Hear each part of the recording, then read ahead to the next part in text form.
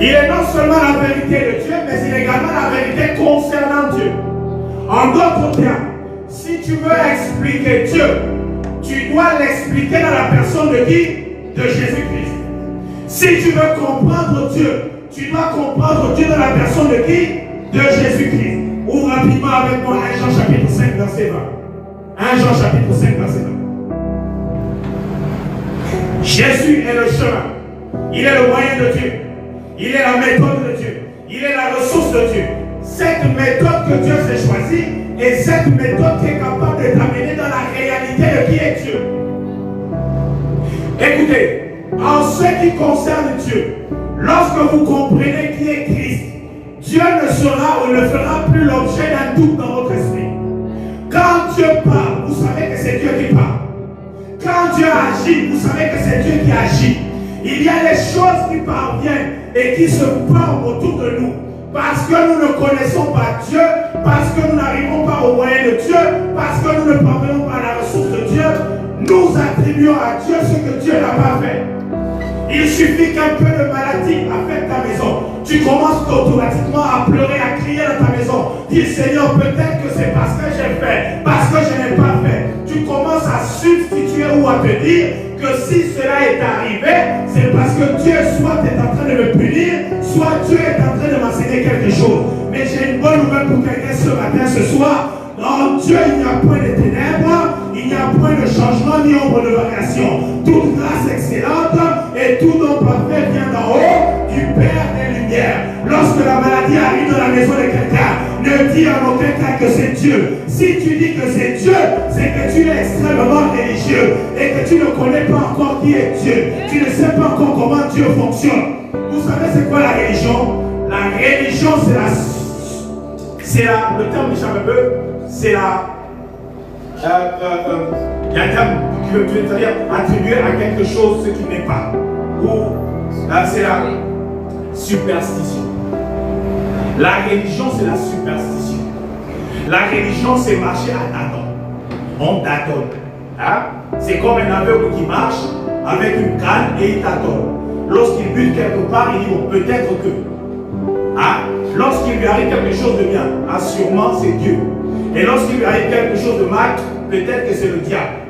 Mais jamais lui, hein, il n'est jamais responsable du fait qu'il a mal marché. Mais soit c'est le diable, soit c'est Dieu. Ça, c'est la religion qui nous a amené ça.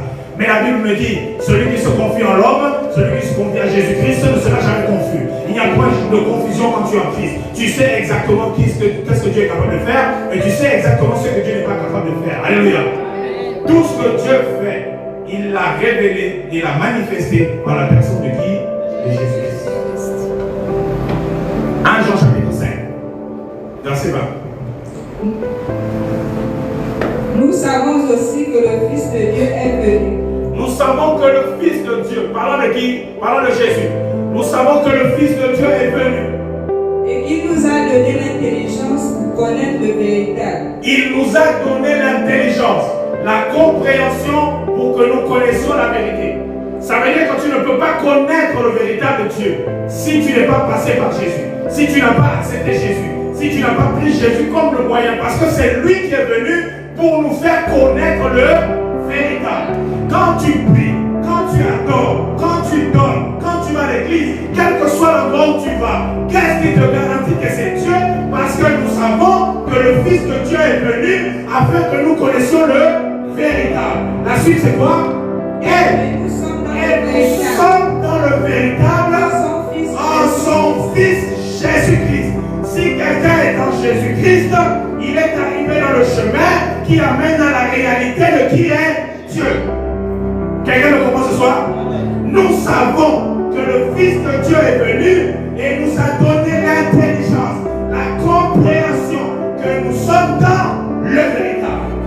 Dis à le moi, je suis dans le véritable. Si quelqu'un te pose la question, mais qu'est-ce qui te garantit que le Dieu que tu es en train de prier est le bon Dieu? Dis-lui, c'est parce que le Fils de l'homme est venu et il nous a donné l'intelligence pour que nous connaissions le véritable. Et nous sommes dans le véritable en son Fils. Jean chapitre 8, verset 32. Jean chapitre 8, verset 32.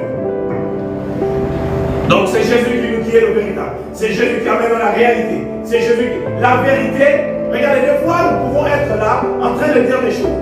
La vérité n'est pas dans la manière dont ton pasteur prêche.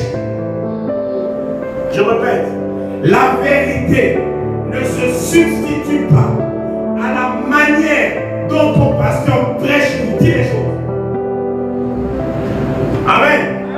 Aussi longtemps que ce qu'il dit ne t'amène pas à la réalité de qui est Dieu. Parce que nous avons dit que le chemin connecte l'homme à Dieu. Un message que tu écoutes, une pratique que tu exerces, si cela ne te connecte pas à Dieu, cela ne peut pas être le chemin. Amen. Laissez-moi dire aussi ce soir, et je vais le statuer pour la prochaine fois, je vais le démontrer. Beaucoup d'entre nous, nous prions. Parce que ne pensez pas que la prière, c'est l'apanage des chrétiens. Il n'y a pas que les chrétiens qui prient. Tout le monde prie. Et la prière n'a pas commencé avec les chrétiens.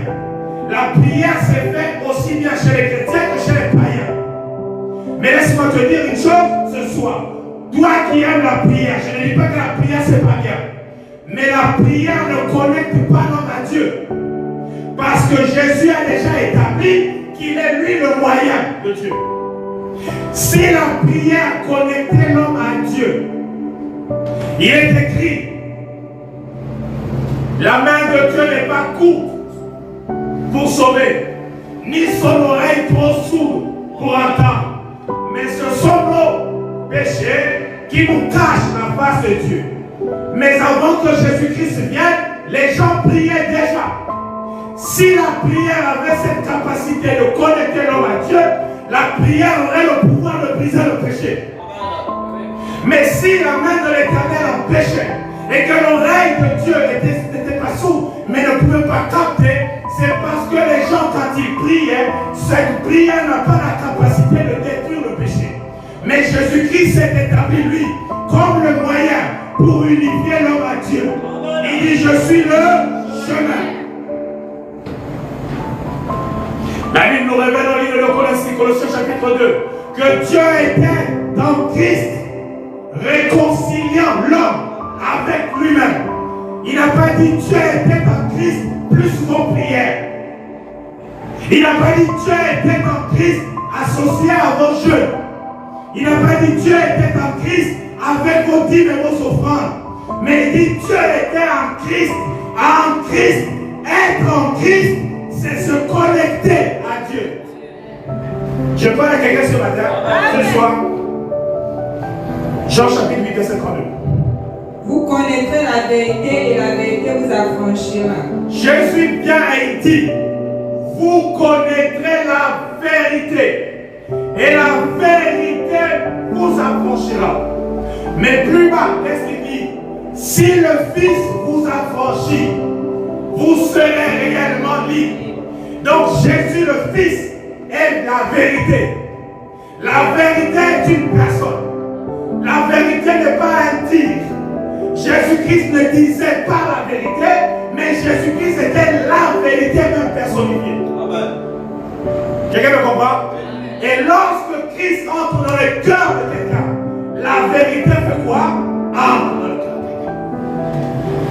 La vérité t'introduit dans la réalité de ce que Dieu est et de ce que Dieu a fait en Christ. Jean chapitre 1.